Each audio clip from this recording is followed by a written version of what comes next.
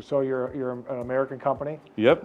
What's your outlook on 2025 with all the turmoil going on with tariffs and things going on? Are you looking at that as a net positive for you guys? And how do you see the rest of 25? If you can touch on those 2 points. Yeah, it's an interesting take. Our logo is family owned and American made underneath the Wire Wizards. So everything is, family owned and operated and American made.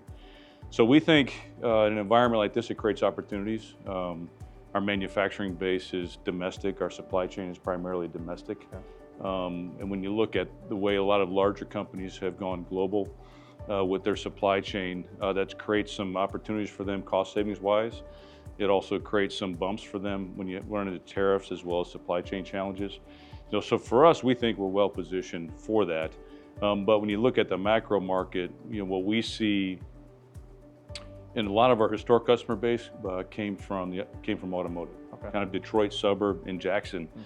And a lot of the early automation was in the automotive space. So what I think we're seeing from a large, big picture perspective is really the uncertainty. So out in the market, what industries are busy? Where are you seeing good business being done in terms of just different industries that you sell to? What's interesting is when we look at our business from U.S., Canada, and Mexico, to my surprise, Canada is actually performing pretty well. I would have thought that Canada would be a challenge, just given the dynamics that are pretty prevalent in the marketplace in terms of Trump versus Canada, the 51st state, et cetera.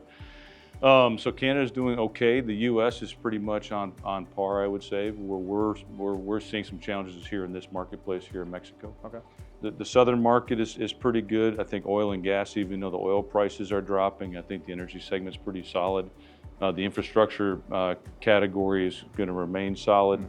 And I think the traditional manufacturing that left this country during NAFTA, first moving to Mexico and then ultimately moving to the Asia Pacific region, as that stuff gets reshored or onshored, I think there's opportunities really across every segment.